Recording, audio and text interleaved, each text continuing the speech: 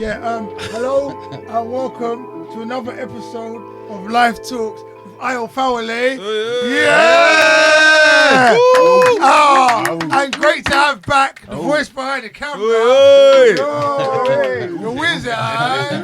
The back, our last guest, Bolo, might be adding his 2 pence in, but this actual interview, we're interviewing the amazing Kevin Jackson in the studio. Come on. Thank you. Good to be here. Thank you for coming, man. Thank you for coming. Pleasure. Pleasure. Over the course of Life Talks, there's been different introductions for different people. I think it's only right that because of the nature of how we met, we talk about how we met. So how did we meet, Kevin? I was at a bowling alley in Finsbury Park with my son. It was his birthday. Okay, nice. And you were standing there looking good. Thank you. Yeah, it was a Sunday. You look great. Thank you. And we just started a conversation. Nice. That was it. And it was quite interesting. He was quite interesting because he started talking and he was talking a lot. Like, you know what's not thing, he talks like outspoken. Yeah. So he's talking so much. I was like, all right, if I want to talk to you and if I want to engage with you, let me engage you in it. So I goes, what do you do? Who are you? Yeah. And from there, what did you say to me? I can't remember. I have like several answers. About your dossier, like. Yeah, I said several answers to that thing. I help with. So I have. I'm a partner in a few event companies, one of which deals exclusively in with the Muslim community. Okay. So Halal Food Festival, the Muslim Shopping Festival, which is at Excel. Halal Food is at London Stadium, West Ham Ground. Yeah. We just did it 4 weeks ago, I think. Excel do the Muslim Shopping Festival, which we're going to turn back into the Muslim Lifestyle Show. Okay. And then we do the Eid Festival at Westfield, in partnership with Westfield and Shepherd's Bush. We get 150,000 people there. In total, across the 3 festivals? Or no, for the Eid Festival on the Saturday and the Sunday, for Eid, it's 150,000. Okay. The others do about between 15 and 20,000 visitors. What is the Muslim Shopping Festival about? Well, originally the idea was, so I was in the event industry. I was in the corporate event industry. So the companies I worked for did everything from the opening ceremony of the Olympics, which we did in Athens and Beijing, G7 conferences, G8, G20, Commonwealth Games opening, corporate events for Cisco, corporate events for IBM, and Cisco, computer systems. Yeah, they invented the Internet of Things. It's them. Cisco is short for San Francisco. Their logo is based on the bridge. Okay. So when I came out of there, I landed a big account, and I thought, well, now's the time to make a move and do my own thing. This is, I don't know, 10 years ago. What was a big account? You could say what it was Statoil. It was Equinor. Okay. And I thought, now's the time to do my own thing. And I thought I should do a thing where, because corporate events, they give you a budget, you deliver the event, that's it. Okay. I wanted to do an event where the success or failure of the event benefited me.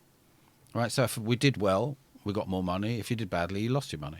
So I wanted to do public events, as they're called, or cultural events. Okay. And I was casting around to look and see what I could do. And I met the man who's now my partner in these events, Waleed Jahangir, who is a Muslim. Waleed Jahangir. He's a genius. Big up Waleed Jahangir. Waleed Jahangir. Salam alaikum. Big you up, yeah? He's a genius. Big up Waleed. And he approached me and had an idea. He'd been, he was one of those guys that did a lot of stuff in his youth. He was a club DJ. He was an MC. He lived. Yeah, Bollywood. Bollywood parties, Asian weddings. And he had this idea to help the Muslim community. And I thought, I can help with that. I can help bring some light and some heat to the Muslim community. And the original idea from Muslim Lifestyle Show was food, fashion, finance, travel. But then what was your drive? Was your drive being able to be put in a place to assist and help bring a positive life onto the Muslim community? Or was it, like you said before, like what you put in, you get out? Like, what was your drive? Because obviously you're not Muslim, are you? No. I'm a trainee Muslim. You're a trainee Muslim.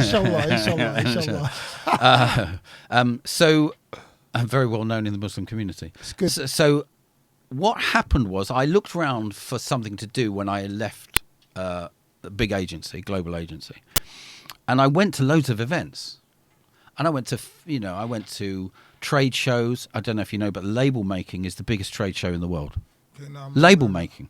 Wow. It's massive. Yeah. So, I looked around, and then I ended up with faith groups. I looked at Christian faith group. I looked at the Jewish faith. And then through some sort of twist of fate, my son, who's a musician, Fox Jackson, he's on Spotify. Big up Fox Jackson. Check him out on Spotify. Plug. He is brilliant. He's a son, mate. Yeah, he's brilliant. He was Billy Elliot in Billy Elliot the musical. He's a genius. He was Billy Elliot in Billy Elliot the musical. Yeah, on the stage. That. Anyway, so famous names for famous kids. I read a book, Fox, right? He just happened to be playing a gig at this Muslim event, and it was at the back of a community centre or a school hall or something. It was terrible, and they had crappy tablecloths on the things and handwritten signs, and I thought, I can help with this because of who I am, because I was voted the #1 person in the events industry. Okay. I'm dead. I'm dead. All right, listen here. Talk that talk. Give me 3 for that. Yeah. 1, 2, 3. Understand how it goes. I like that. You blew your own horn, but that was fucking funny. I like that.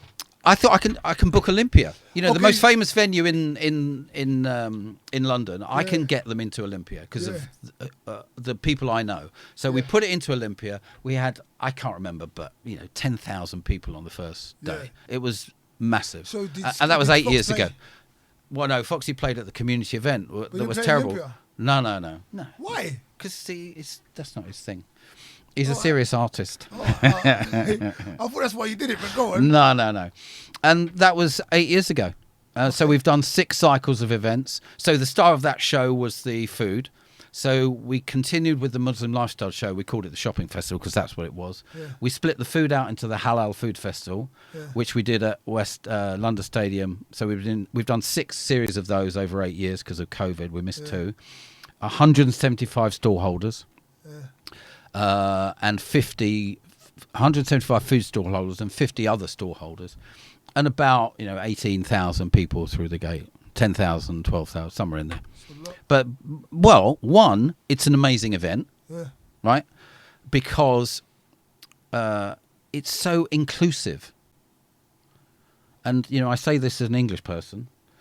If you go to what do you mean as an English person? I'm going to tell you. If you go to a normal event, by 6 o'clock, everyone's drinking. Yeah. And the mood changes. Doesn't it? It's true. Boller? It does. That's why I'm laughing. The mood changes. So that's an English thing? Yeah, because everyone's drinking. But, of course, Muslims don't drink. So it never gets like that. It's always inclusive. It's always friendly. There's lots of family. Wow. And it's just amazing. It is that's the vibe. Serious, the vibe is incredible. Do you know what, right? I've never actually looked at it or thought about stuff like that, and you just illuminated to me, and then your laughter in the background as well made that, because certain cultures have this thing where they drink and it does augmentate your mindset, the way you behave. But where it doesn't, where you don't introduce that into the event, it stays the same way. Because some of the events where people are fighting, arguing, but that's a beautiful thing. It is beautiful. And really nice. I've done events for 25 years. And these events have the best vibe of any event that I've ever done. Yeah. They're just so great.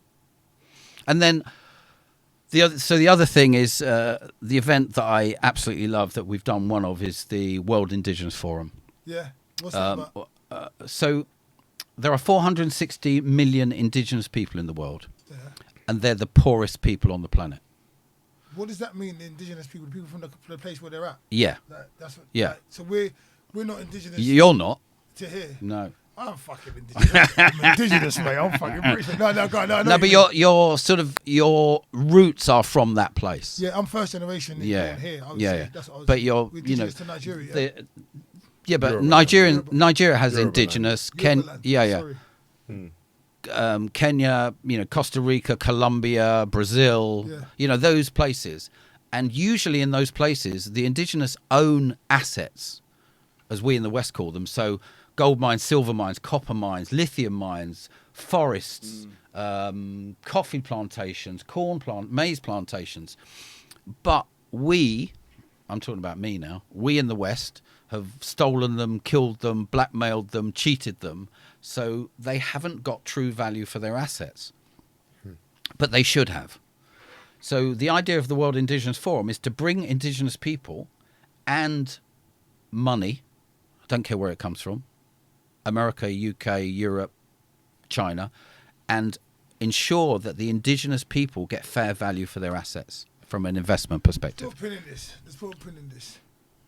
What has brought you, as in your own definition, someone from this country, living the life you live, to the point where you want to now become an advocate fighting for people indigenous to other places that your country has robbed and robbed and beguiled or whatever, duped and everything. What has brought you to this now? Like, how did you get here? We'll go back to exactly what you do with the forum. I suppose that you get to a place in your life. I think this was the conversation that when we met. You get to a place in your life. It's that, what happens in a forest if one tree falls? What's the sound of one hand clapping? It's all those things. If no one hears it, you haven't done anything. If you haven't made an impact, you haven't done anything. Yeah, I was voted the most influential guy in the events industry, blah. Yes, I've travelled the world with advertising agencies working on giant clients in Korea with Samsung, in US with Coca-Cola, in P&G, all of those giant brands. I've lived that life and had great success and enjoyed myself massively. Right? I'm not saying it was hard, it was enjoyable. Yeah. And then you get to a place where in my visual in my head is I've been around the world filling up my little suitcase with experiences and knowledge, and I've got a full suitcase. What do I do with it if I don't give it to someone? So I give it to people freely. I've done what I've done, and I'm trying to help people, and it doesn't matter who they are. It just happens I'm in the Muslim community and the Indigenous community. But they could be anyone. I'm trying to give them the benefit of my knowledge. See, in terms of like giving Indigenous people, linking Indigenous people with money. Yeah. Is that something that they want? Yeah. It is. Yeah. So because my thing is all of these years, what's kept them what Indigenous is them kind of staying away from the capital and. Yeah, it's mine. So what would you say the reason for them reason of why they're indigenous just not by choice? You feel so indigenous means no. They're in their original state, right? Yeah. So you feel like they don't want to be in their original state? No, I'm saying they want to be in their original state, but it won't change their original state. Some of these indigenous don't earn any money. They don't have any money.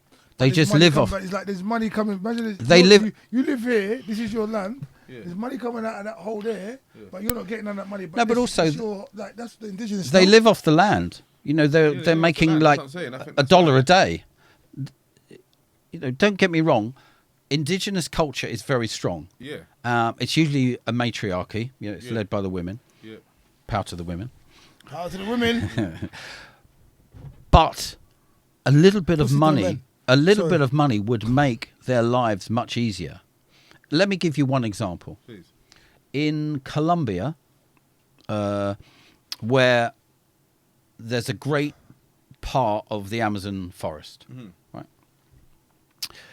The men in the particular village I'm going to say the name, but I know this name, Nariño. The guys in Nariño, which is a part of Colombia, this village. The certain members of the male population volunteer to protect the Amazon rainforest from developers. And the way they protect the forest is they wear a white shirt, white trousers, they have a red sash ribbon, and they carry a stick against the developers with guns and diggers and earth movers. So the people just killing them. Right. Now, that's another story, isn't it? The idea is, if we put some money into that... To give them guns? Not guns. No, but you wouldn't need to. You'd give them... We might get to talk about the police later. But you'd give them chest cameras. You'd give them live streaming. But the people that's got more money than would just shoot them with the cameras. No, but, they do it because no one's watching. If we could pay these guys instead of them doing it for nothing, so volunteering because they believe, it's their honour to protect Mother Earth. Yeah. It's their honour. They do it willingly. The cameras would protect them. Of course they will. People do stuff in secret. It's not. You have to get it somewhere. You have to get your footage somewhere before it can actually make a difference. No, but we'd live stream it. Live stream them. Yes. While they're protected. Yes. Okay, that's a new concept that I've never heard. Yeah. Of. Yeah. No, but you don't. It's not about making money for making money cent.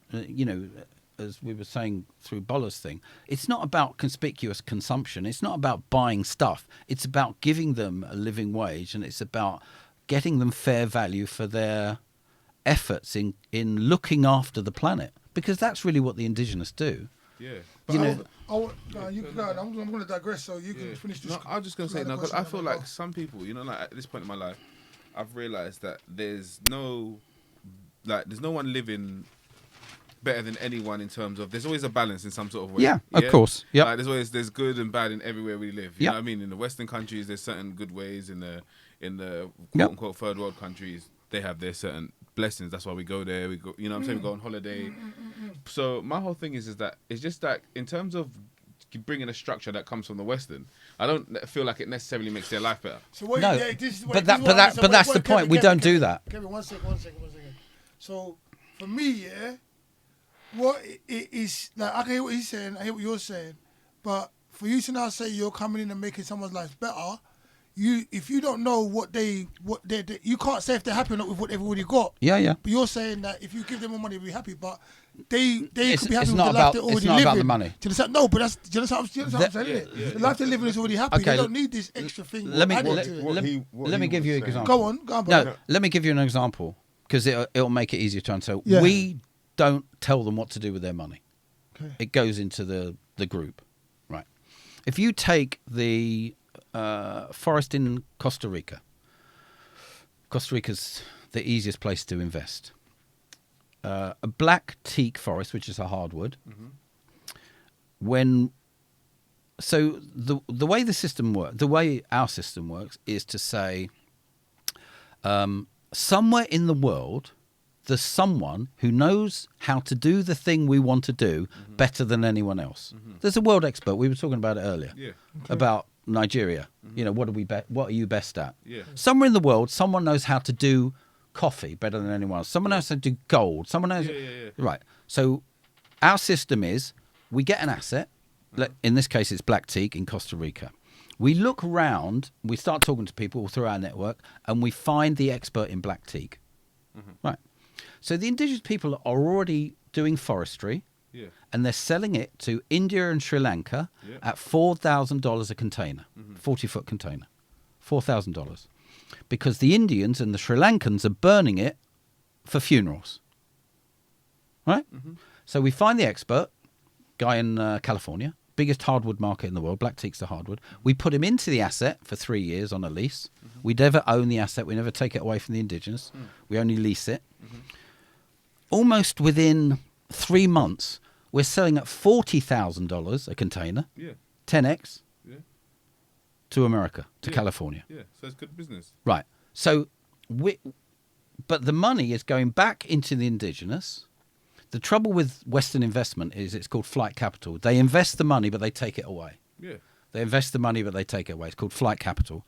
What we do with our little company, which is owned by the indigenous and the investors, 50% of all those profits stay in Costa Rica and invest in another indigenous project, and then another indigenous project. That's all business, isn't it? So I want to hear from you. But they control the money. They decide what they want. From you. It's not charity. That's what I'm saying. You got anything to add here? No, charities have never sold. Charities have never solved a problem. Let me hear from Bolla. Go on. What he was saying, and where I saw the point, was that bringing technology to people who don't have it gives them ability for their voice to be heard more loudly than if they're in the middle of nowhere. Someone's standing with outdated piece of machinery trying to defend against people who are gonna take everything you've got and not even leave you. So giving them technology gives the ability to be able for their voice to be heard globally. That's all it was really. And in the main, they're trying to do these things anyway. Cool. I want to go down my road now, though, Kevin. I want to go down my road. Go on. What was you like as a kid? Because this is live talk. I mean, I want to hear what you've done. What you've done that, but I want to know who you are. Because what? I was going to speak up when Bolla was on because I have to be careful in this audience. No, you just talk. But listen. But listen. Wait, hold on. You don't have to fucking be careful. No. No, you're good, Kevin. No, I know. No, you're good. You speak your mind. You're good. I know. You're with good people. I'm only teasing. Don't be careful at all. I was only teasing. You know what I'm saying? I'm never careful. If anything, we can edit things out, but don't worry about it. You're good, okay? No. Wait a minute. Hold on. Give me 3. You speak your mind. We're all men in here, mate. Speak your mind, mate. I was a skinhead. Yeah. When skinhead was a fashion statement, not a racist department. Okay. Right? Yeah. Were you into ska?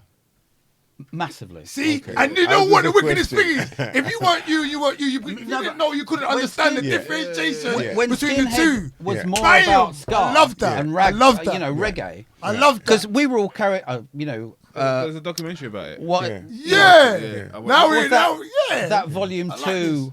Reggae Hits Volume 2 with the red wine. I carry. Yeah. You before you read red wine. No, the original. I was just, okay, I don't say. It's a reggae. I don't even know. You know, okay, over my head right now. And not all of my friends, but most of my friends in those days were West Indians. Yeah. So, and then I went into catering and. Where'd you grow up? Wanstead. Okay. But I want to go back. No. But when I went into work, I was a chef because my daughter. How many kids you got? We're gonna four. Do Four. Anyway, but when I went into the kitchen, okay, some of the chefs were white guys, but all the kitchen staff were either Nigerians or West Indians. They were either Africans or West Indians. Yeah. So from 18 to like 25. Yeah. That's all I knew. Yeah. Do you know there's something to be said, right?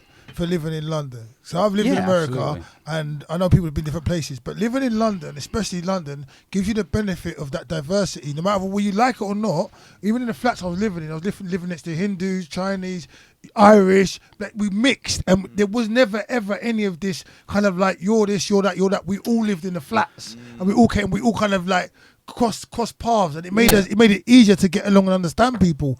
Living in London's helped me a lot. I'm just saying, like, helped a lot. But what I think what you've got to and what I've understood as I've grown up is that everyone's got prejudice. Yeah. Everyone. Yeah. You, me, everyone's got a prejudice. Humans, whether you, I don't like cats. I like dogs. I don't like cats. I like this. You like dogs? No, dogs. You like dogs? You like dogs? Dag. If you're educated, I just think if you're educated about something and you still choose to be a certain way, that's what it just becomes. But that's ignorant. the problem. I think racism is the wrong word. Humans are ignorant. No, but you should just call it that. For the indigenous people, what we did was we created a thing called. So there's 90 countries that claim an indigenous population. We created this thing called the Council of 90, which was 90 sort of leaders nominated or voted. And we talked about what they needed to help. And 90% of it was education. 90% of it was education. We need to let people know what the indigenous people have done for the world. We need to let the people... it's all... it's like we were just saying about Black History Month. Black History Month is ridiculous. Mm-hmm. There should be no such thing. And it's woven through the history of everyone. Yeah. Education should definitely be cultural as well. Yeah. Do you know what I mean? It's where you are. There's a great. Sorry. There is a question I would come with. Go on. Do you think your way of doing things is more accepted because you're coming at it from a business perspective? Yes. As opposed to... Yeah. So I made this terrible speech. So there's a thing when the UN meet is called, I think it's called UN Week, when all the governments from all around the world, the prime ministers all get on stage and they all make a speech, and there's lots and lots of fringe meetings, right? And we had a meeting because we were talking about our model for changing the world, which is business led, and I don't know, 50, 60, 80 charities were in the room, and my speech started with, "You haven't solved a single problem." Because that's... I wanted to go back on that. When but you that's said charities haven't solved a problem. And I agree. All of those things are still true. Yeah. And I think, as we said in Bolla's session... I used to know a girl called Bolla. As we said in Bolla's session... Universal name. As we said in the thing, capitalism is a machine. Make something, make it cheaper, make it better, make it cheaper, make it better, make it more money, that. That's the great thing about it. It can do that.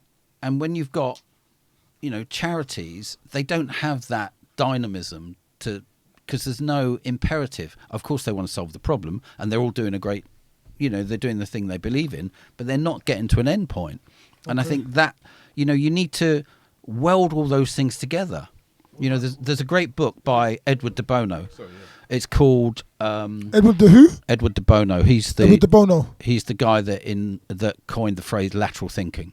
Okay. He's a genius. He's dead now. He wrote a book called I'm Right, You're Wrong, because the way we have to argue, Parliament, court, whatever, we have what's called the Socratic method. You have to prove he's wrong to be right, for me to be right. And he said he calls that rock logic, where you're bashing against each other. He said we should have water logic, where you're adding all the time. I don't have to prove you right. I can accept some of your things. If you look at Labour Party and the Tories, they just argue. Oh, that was terrible. You're terrible. It's terrible. That doesn't get us anywhere. What would be better is saying, that's a good idea. We'll do that idea, but we can add to it. We'd get somewhere. Because they tear down the thing that went before, so you have to start again. So Edward de Bono said it's called water logic, where you keep adding, and instead of just bashing each other all the time, you actually get to an intelligent place and solutions to problems. Is there a difference between a charity and a non-profit? Not really. No. When were you born? 1963. 1963? Seems like ages ago, man. It is. What was it like when you was born? Where was you born? I was born in Westminster Hospital. Westminster Hospital. What was it right like? on the bridge. What was it like when you was? I can't remember. 5? I think my mum was there. I'm not sure. For fuck's sake! There was a lot of crying. Yeah. The doctor slapped me. I slapped him back. that was the beginning of all the problems. Go on. They thought I was going to be a giant when I was born, but I haven't grown since. So. Yeah, for fuck's sake. What was it like growing up? Where did you grow up? What area did you grow up in? We grew up in Streatham. Streatham, okay. Yeah, and then we moved very quickly to Wanstead. Do you know what I find interesting? The differences in areas over the period of years, because I've lived in Holloway as I've grown up, and it's changed so much over the years that I've been alive. And the changes you see, like from... Not that it was horse and carriage in your days, but like the stuff that was it horse and carriage in your days? Yeah. Mate, it's the 60s. Give me free. It's the 60s. It was horse and carriage. No, but just like the amount of changes happened, yeah. I'm saying to you as well, over the past 40 years, let alone and the significance of changes. What was it like in when you was 5? This is the kind of stuff I want to know. I don't really remember it. I 6, remember. 7? I remember going.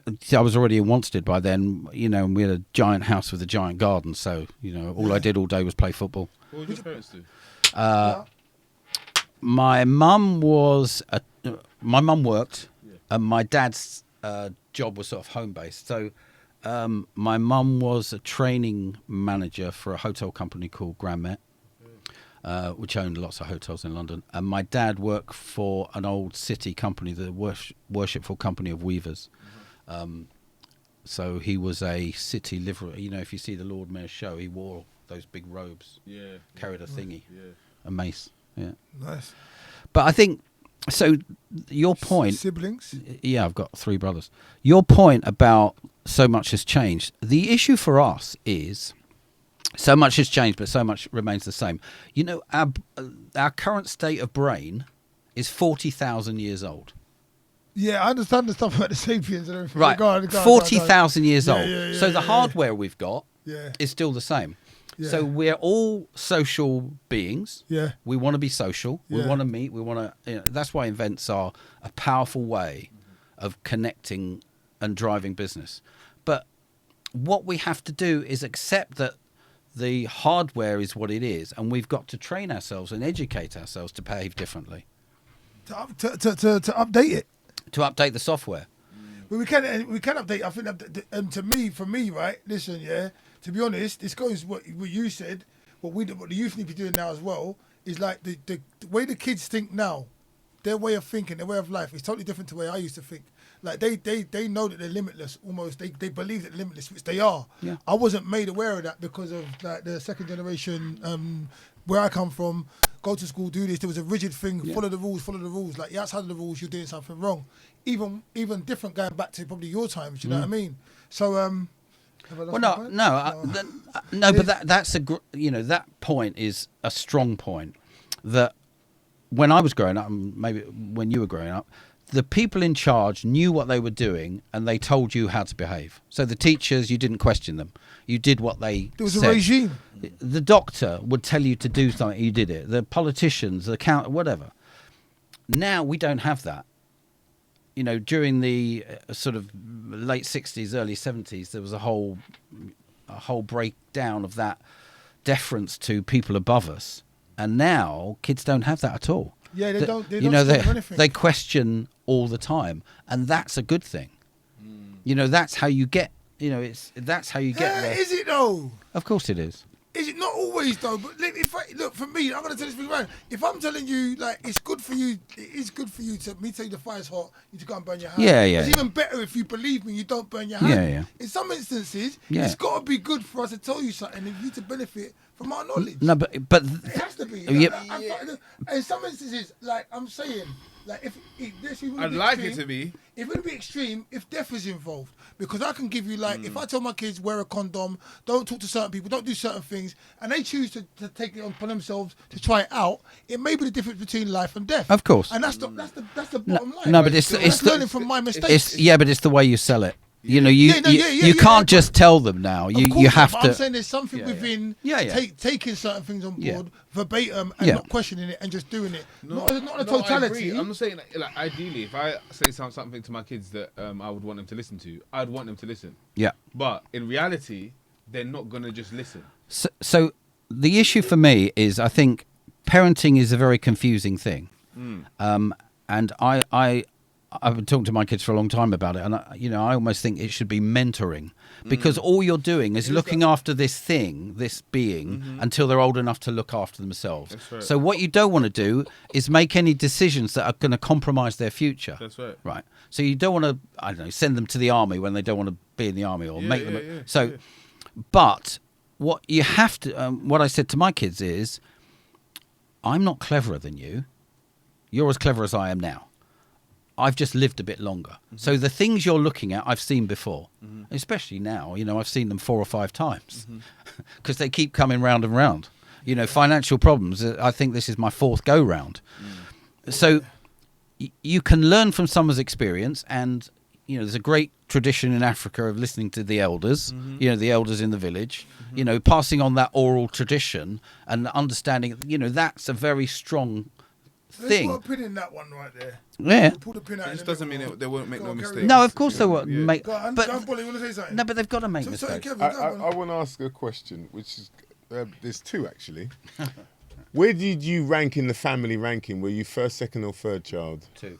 You were number 2, Yeah. right? So that's very The significant. well-balanced one. That's very significant because I'm a second child. Middle too. child. But, were you always into business? Did you have another political way of thinking when you were much younger? No, Were you a socialist? No.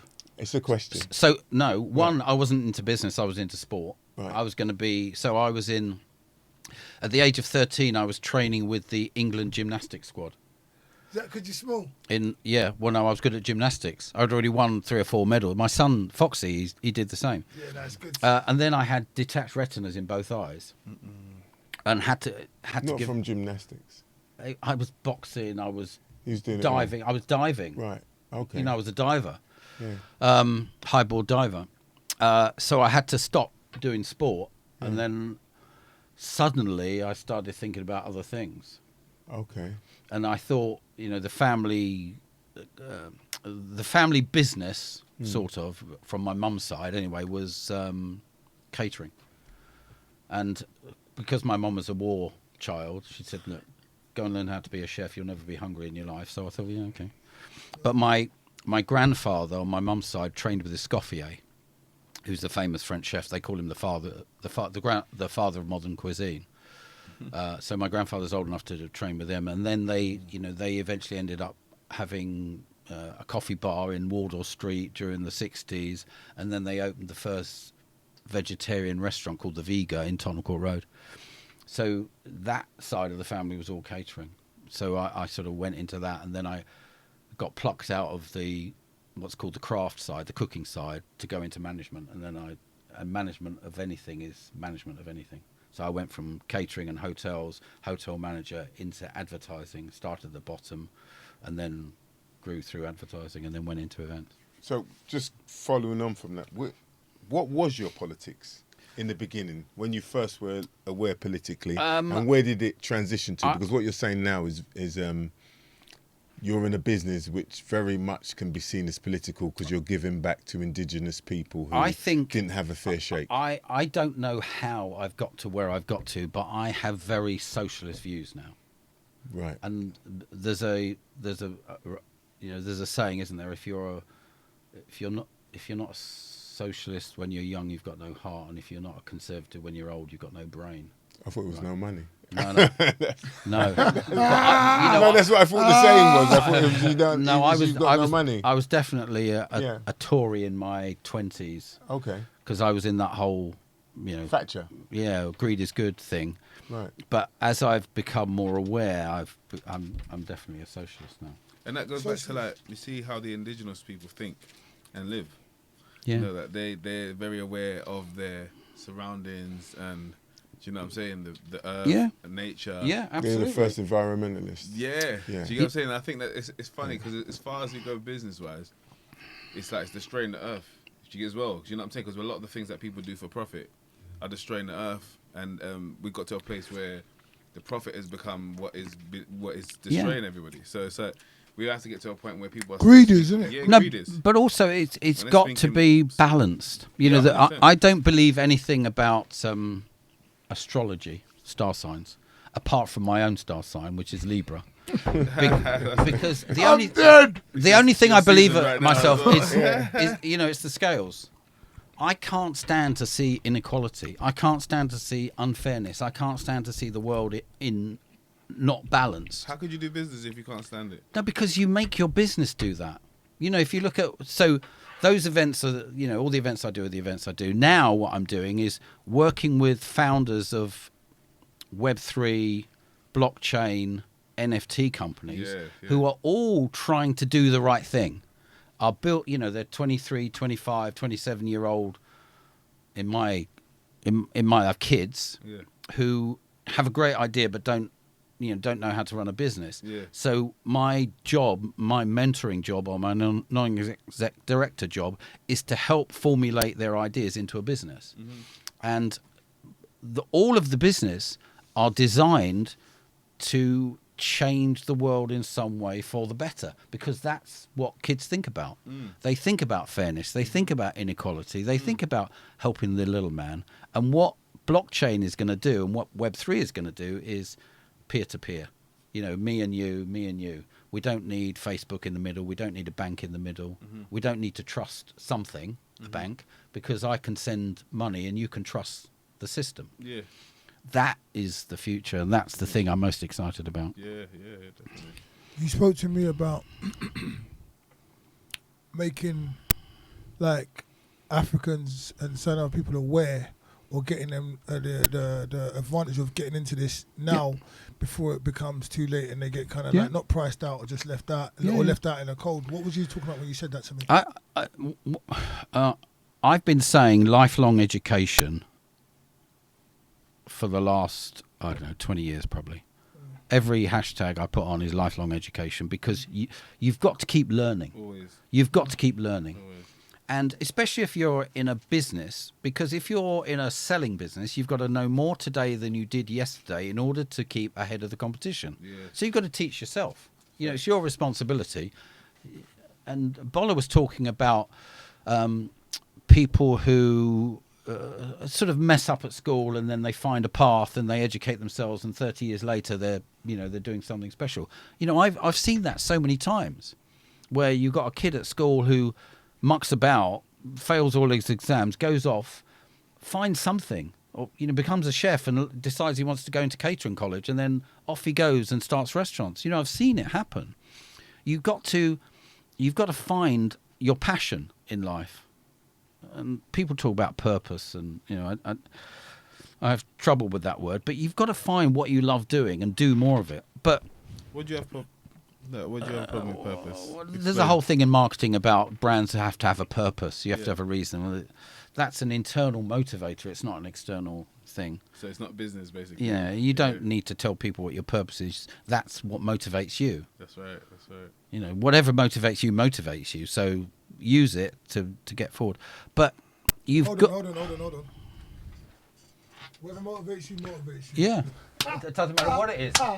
So you don't have a problem with purpose in itself. You just have a problem with people using the word and kind of explaining, overly going into their history and what drives them. My purpose is to help young people, and we don't really care. Yeah, I know exactly. I don't care what your purpose is. As they say, don't talk about it, just do it. Yeah. You don't have to. People think just by talking about something it happens. Well, it doesn't. You have to get on and do it. Right. And there's no point in keep explaining what you do. That you spend more time explaining your purpose than you do in actually doing it. Just go and do something.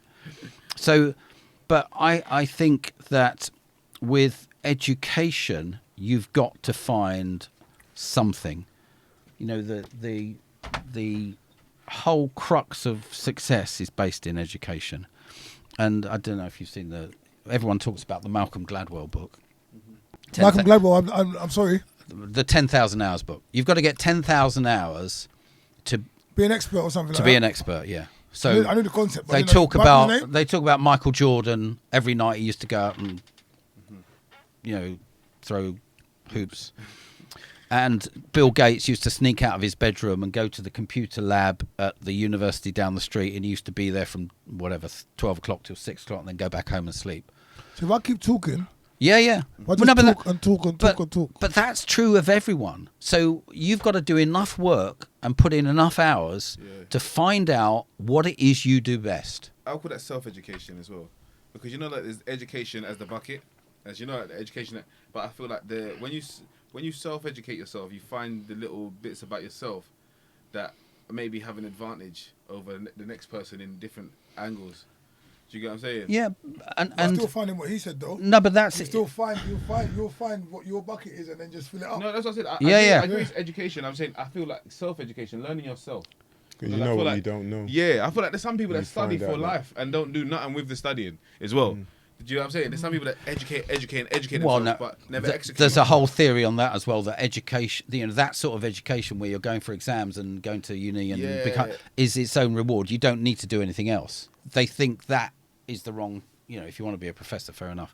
But you've got to find the thing that you're passionate about, and when you take in that information, because it filters through you, it becomes different for everyone. Even if we read the same book, we wouldn't find the same thing interesting, and we wouldn't make the same business. Exactly. Because your experience and knowledge and perspective on life is different to mine. So we'd read the same book and we'd go off and completely and that's the whole thing about what I do with brands. It almost doesn't matter if you all start doing the same thing. We're going to educate kids. You do it in the way that represents you as a brand, so it's going to be different for each brand because they've got different personalities. Definitely. I just feel like that knowledge of self is not something that they teach people. They teach people when it's like about being on some black power or something like that, but they never told people as individuals to just have knowledge of self, and it will help you to follow the directions as well. Help you to get educated in an angle that will actually benefit you, rather than just getting a whole heap of different education. 100% agree. Go. Your kids. Yes. What are their ages? How old was you when you had your first child? 38. You had your first child? No, 28. Okay. So you scared me for a second. How many you got? Four. Well, if the soldiers are working, they're fucking working. A daughter who's 31, a son that's 28, nearly 29, another son, Foxy, who's 26, and then Davina is 24. Davina's a lady? Girl, yeah. Nice. You got 2 boys, 2 girls? Yeah. Balance, see? Hey, Libra. It's all balanced. No, but it's all balanced. How was that for you? How was it having your first child? Is it all with you married? The same woman? What is it? What's that then? Yeah, mate, this is life talk. We got to talk about your life, mate. That's what I'm here for. I mean, I've heard about everything you've done, but this is about your life. It's from Streatham, Go on. Hey, boom, boom, boom. I've got 2 baby mothers. That's it.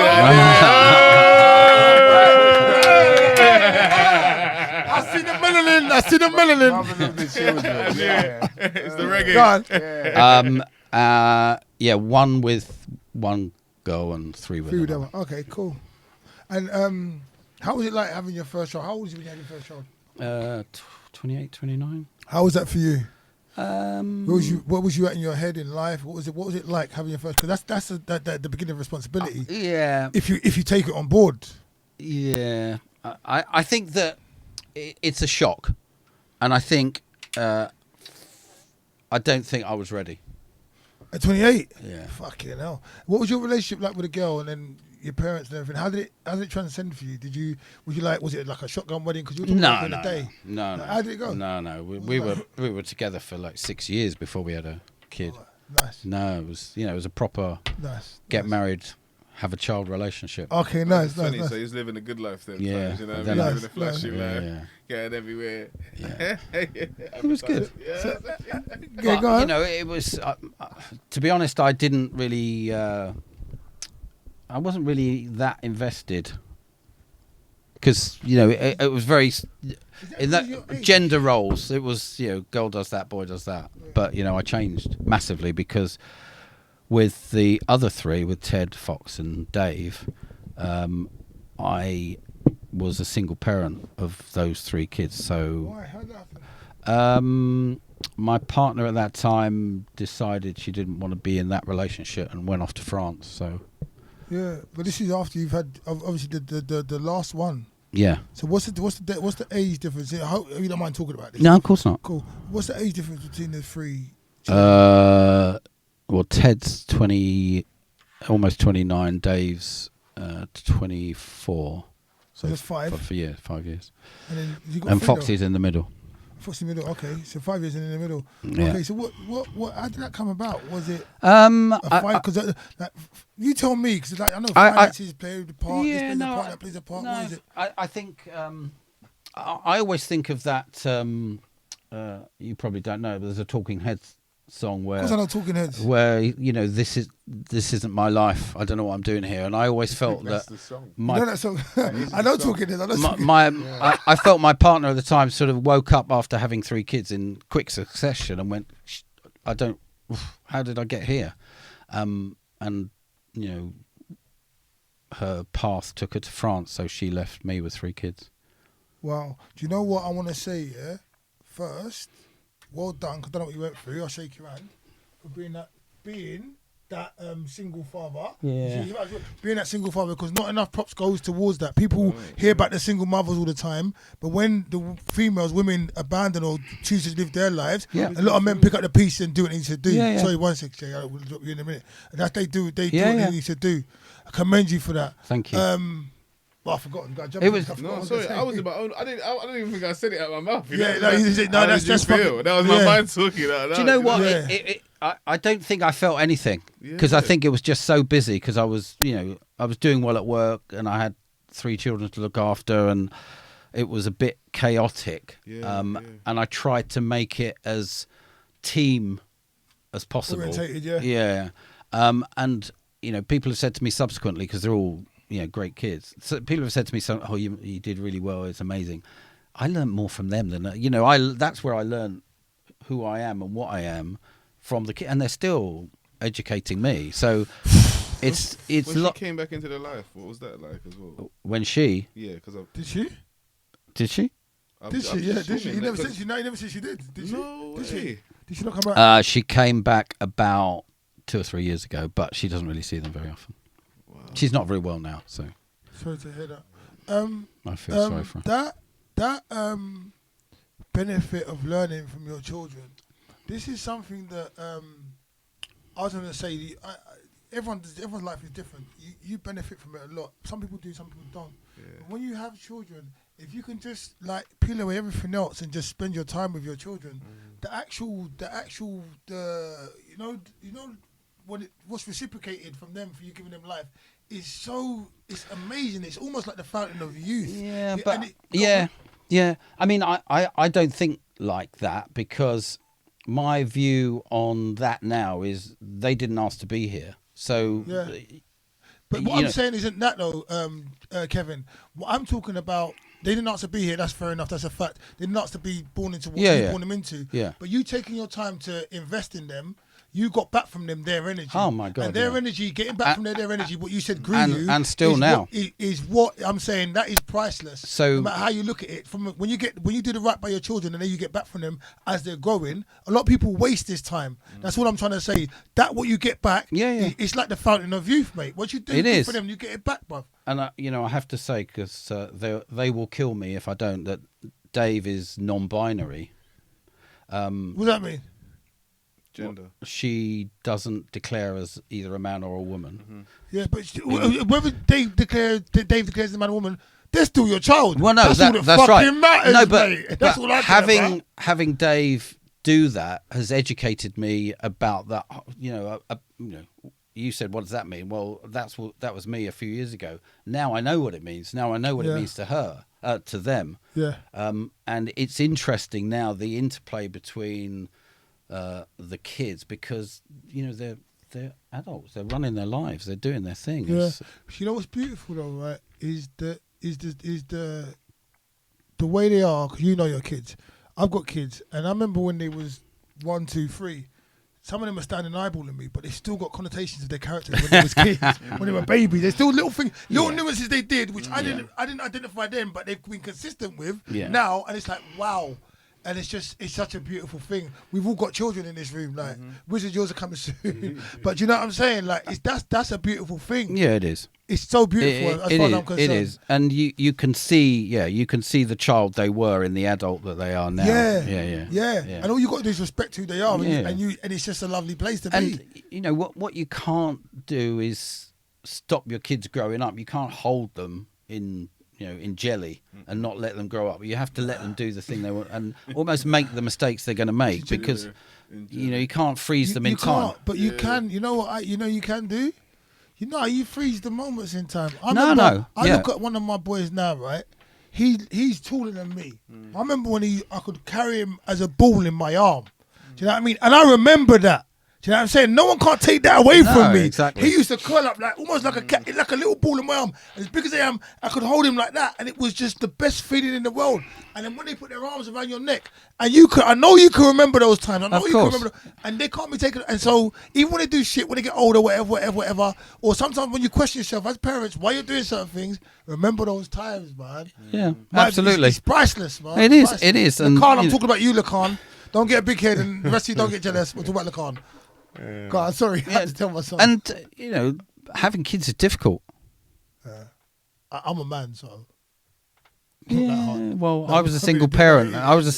So I was both the disciplined person and I was going, It was constant. Yeah. But was you more worried about them when that happened as well? Sorry, just asking on my of course, on my own personal reasons. But was you more worried about the kids than yourself? Yeah. I felt like that. I felt like you would be. Yeah, definitely. I feel like you had your life in a decent place for yourself. Yeah, and I was in a good place sort of professionally. So, I would get up really early. In those days, it was writing a blog. I write a blog every single day for about 2 years just to get my marketing thoughts out there. Yeah. And then I'd wake the kids up and get them to school, and then I'd go to work and come back with them and then go back to work or write.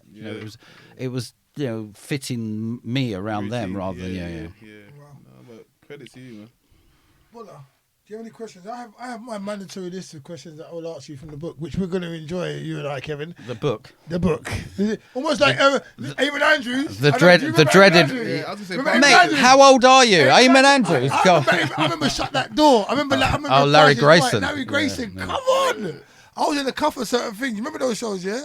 Remember certain when TV was TV, mate. I remember This Is Your Life. That's what it is. This Kevin Jackson, this is your life. Like, think of people that fuck owes me money, right? Yeah. I used to love that show.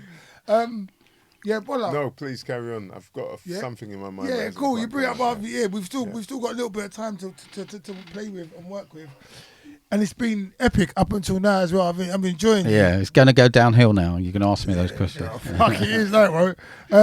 What's the worst thing you've ever seen? Yeah, we're gonna go through the questions. Yeah. You don't have to. If you want to pass the question, you can pass the question. I'm not that guy. I try and be as honest. I'm not that. One more time. I'm not that guy. Over the number. If someone asks, I used to say to the kids, if you're old enough to ask the question, if you're old enough to ask the question, you're old enough to get the answer. So they could ask me anything. But I suppose it's the. I'll just give you one. The inequality in the world is the worst thing. The poverty in the indigenous communities, the death and destruction, and it's still going on. With no voice, no ability to share with the world. I suppose that's the worst thing. Fair. It's the best thing you've ever seen. There's about 100 best things. I don't think they're standing there with the opening ceremony of the Olympics is, epic. You've seen the bird, seeing the bird, and we used to do the New Year's Eve thing, for London, the London New Year's Eve thing, and standing on and what used to happen is the guys that ran it used to shut all the bridges and shut all the roads in London with the TfL and with the police. And we ended up with, a completely empty bridge, standing there at midnight on my own, watching the fireworks, And of course, the birth of the kids and all that. It's, but all of those epic, not spending the night. Phil flower. No. Come on, Kevin. No. What did you do? No. Spending the night. So I used to do film premiere parties. Yeah. So we did with Jackie Brown, nice. with Quentin Tarantino, Sam Jackson, and nice Pam Grier. Having a party with them and Subterranea. Does anybody? Yeah, I know Subterranea. Come on, you know Subterranea. Come on, I know Subterranea. Come on. I used to work in Odeon in Leicester Square, and the two. Yeah. You work in both of them if you work in one of it. Basically. Yeah. Okay, they're both linked up. Yeah, I used to do all the premieres and that. And yeah. They used to go to the parties all around the West. And we used to. I didn't even know that about you. Yeah, Look at that. Yeah. I didn't know that. All those memories. Just I've met all those people working at Reading Rock Festival, hanging out with the Red Hot Chili Peppers, and it's all that. Okay. Lots of them. Tell me something no one knows about you. Yeah, but. You just said you asked a question you don't get an answer. I don't think there's anything, because I do. Nothing in all your. I have no borders or boundaries. I tell everyone everything. I tell everyone. As a kid, I tell everyone everything. So I don't think there's. Let me rephrase the question. Tell us something that people misunderstand about you. That's a good question. But I suppose this, I suppose it's because of my character. People think I don't think enough. I'm not serious enough. I do, but I just don't show it. Yeah. I think a lot, and I think through problems a lot. But I suppose because of the way I am, I'm quite jovial, and I try and make things funny. I try and make life is hard enough. We don't need to keep torturing ourselves, but there are certain things that you can't joke about. But sometimes I think people don't think I think through things enough. Mm-hmm. But you do. I try to. What's your biggest inspiration? I don't think you can have one inspiration. I think No, your only, just your biggest. If I say inspiration, what comes to mind first? I think running the events we run, you have to be inspired by the people you work with. I think there's lots of people, whoever, Nelson Mandela, I don't know, my mum, my dad, those people. They're like that way you done that. They're inspirational. I'm gonna. You put Nelson Mandela first. Well, no, but I'm going to come back to that. Why I said that, but I think everyday inspiration is the people you work with. You know, Waleed, and how hard he works for the Muslim community, how hard he works to, you know, get the thing that we do as perfect as we can get it in order that we serve the community.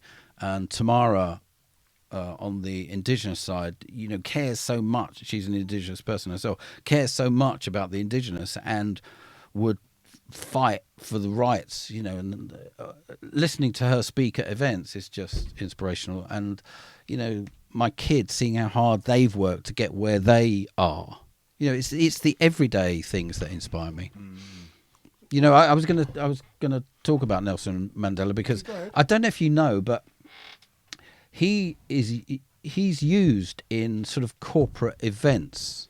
So there's a story in corporate events where, you know, it's sort of a brainstorm, or it's a teaching session. There's people, you know, worrying about things, and the thing about Nelson Mandela is everyone, you know, the group leader will say, why didn't Nelson Mandela come out of prison and take his revenge on everyone when he became president? Why didn't he do the thing that everyone expected him to do? Why did he become such a great leader?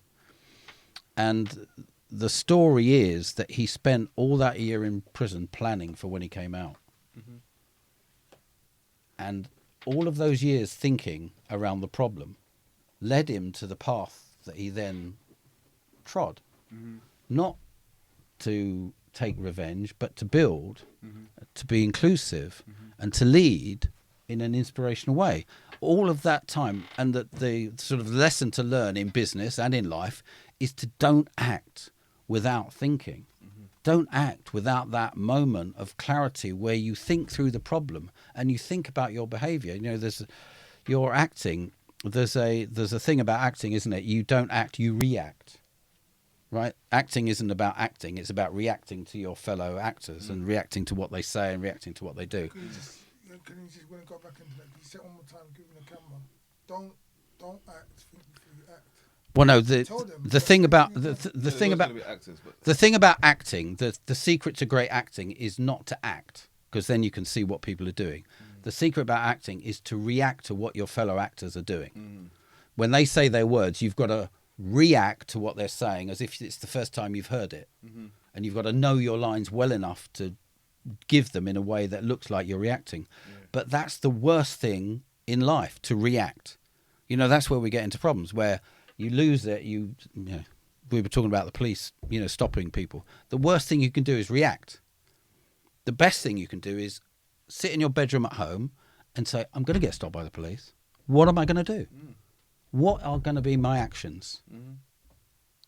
And then instead of reacting, you've got a plan to act. A plan of action. And that's the best way for life to, you know, as Nelson Mandela did in his prison cell on Robben Island for all those years, he worked out his plan.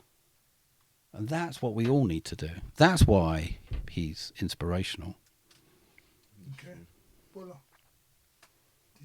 questions for the no, continue. Okay. I've got a question, but we'll speak that after. Continue. So after the cameras are off, yeah? Continue. Yeah. Okay. What's your first love? I know exactly who it was. It was at primary school. Good. I'm glad you do. Do you know when mine as well. her name was Felicity. That's beautiful. It's lovely. No, and I still love that name. You know, nice. if someone says my name's Felicity, I say, do you know I love that name? Nice. I think I was about 6 or 7. Yeah, I love that. I even know her second name. I'm not going to say it because she might be out there. Yeah. She might be out there somewhere.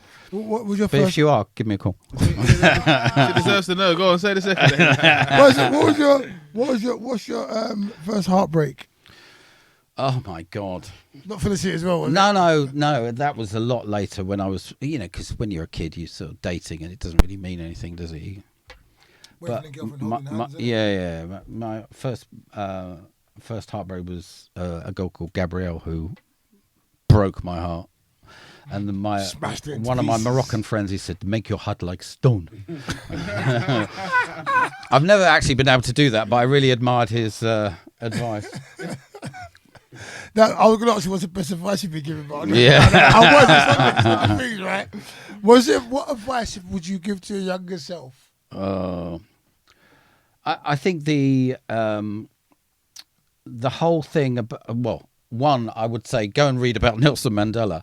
Think, plan. Because I think in my time when I was working properly, I didn't really have much of a plan for my career. I just went where it took me. And I was sort of good enough that people kept offering me jobs. So I was going from here to there. I went from Saatchi to Grey, and then went from there to marketing store, and then I went to somewhere else. And I think if I'd have had a better plan, I would have, to think more about life. More plan, yeah. All right, cool. What's that thing? No one plans to fail; they just fail to plan. Yeah, I've heard that so many times. Yeah. Well, no, I like the other one, which is you don't say fire, ready, aim. You say ready, aim, fire. You don't fire first and then try and aim, do you?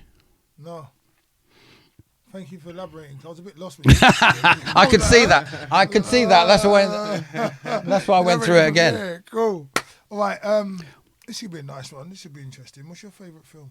Oh God, I'm a film fanatic. Yeah, that's why it'll be interesting. No, but what's your favourite film? No, but you're only supposed to blow the bloody doors off. What's that? What's that? What's that? What's that? What's your favourite film? Hold on.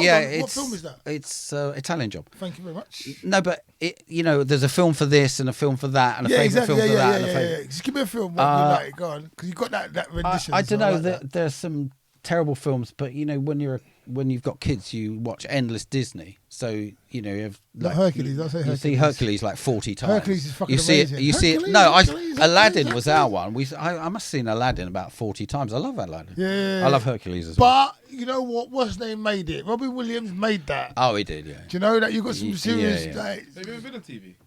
Yeah, I like Shawshank. I like There's some of that Andy Dufresne. We'll have some of that. Yeah, but all those they're classics for a reason. Yeah. TV, sorry. Huh? Well, no, I've just done lots of interviews. Yeah, I think he's faces for me there as well. So someone said we need to get you to do a film with you. What do you have things on the internet as well? Yeah, I've got some stuff on YouTube. Yeah. What's your name? Yeah. How would people search me and Fox? Okay, Fox Jackson. Give them the plug. We'll have to get Fox on here, mate. Fox, come on here. What's your YouTube and what's Fox's? No, just search my name, Kevin Jackson. Kevin Jackson Events, you'll find it. Fox's?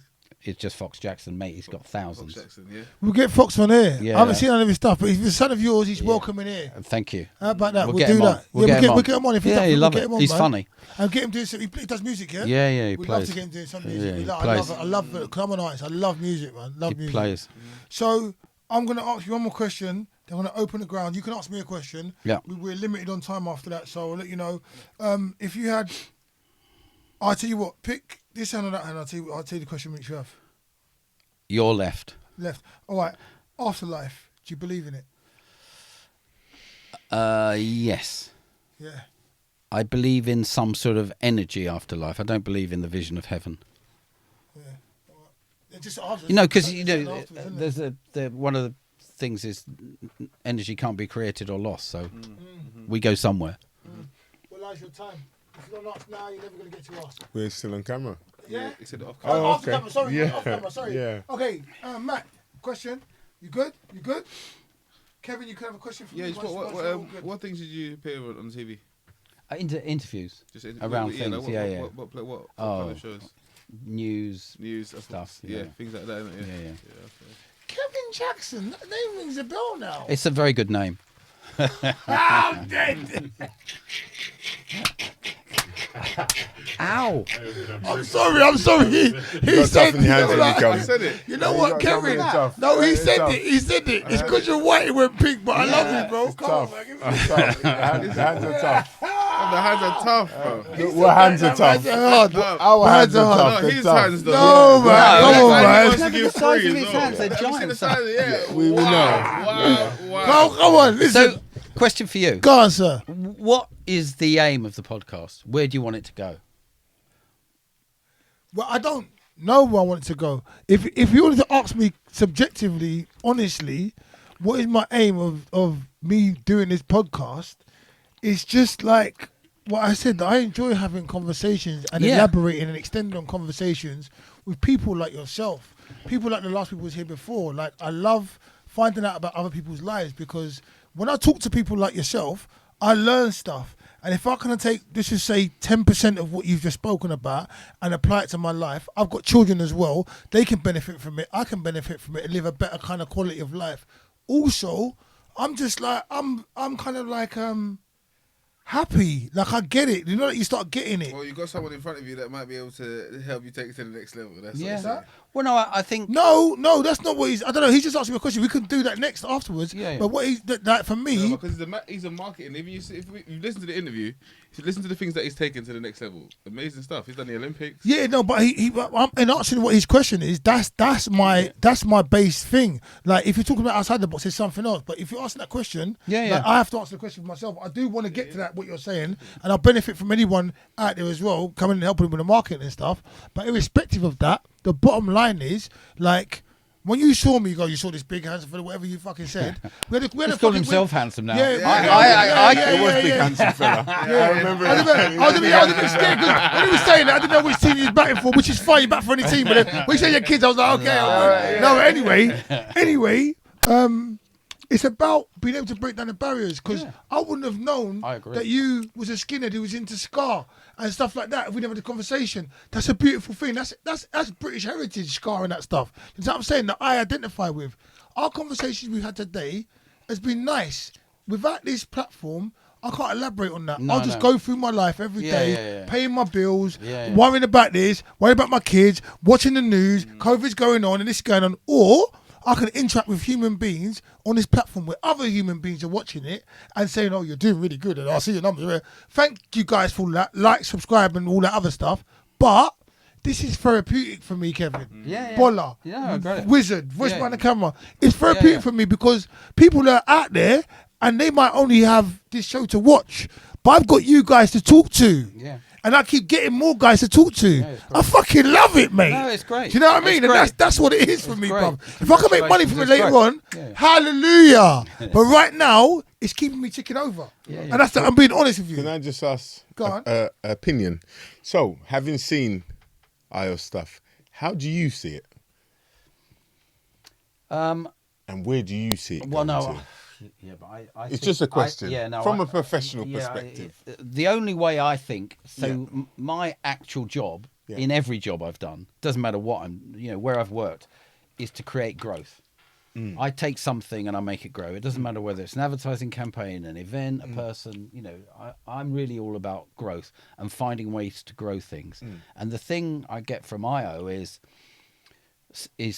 what I would call super networking.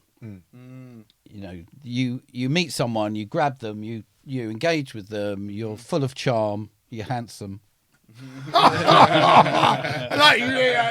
works. No! I'll be gentle. I'm dead. One man. No, but that's a skill. It is. I think sometimes the thing we do best is the thing we do most of, but it's also a thing that we don't recognise as a skill. You go, great footballers go, I just play football. But, mate, you scored 30 goals. No, what you do, super networking, that's a valuable thing. And connecting people with people is a thing, and it's a business. And if I were advising you, that's what I would make you focus on. Finding someone from there and connecting with, okay, I like that guy and I like this guy. Let me put them together and see what happens. Because that is, for me, those connections, LinkedIn have made a bloody billions of pounds business out of it. But and I don't find it hard getting people together. No, but that's the point. I enjoy it. I enjoy it. Business connections, getting people in the same room, chatting about stuff. And something grows from it. Yeah. Good. All right. So, anyone else? Because if there's no one else to add in, that will be Life Talks for the day. We'll pour a bit more champagne. Pass me that champagne. That's Life Talks. That's I.O. Fawole. It's Kevin Jackson in the house. We've got Bolla behind the camera. We've got the Wizard. We've got the boys behind the camera in the house. Yeah. Epic episode. Thank you, guys. Thank you. Thank you for coming over. Thank you. Shake my hand.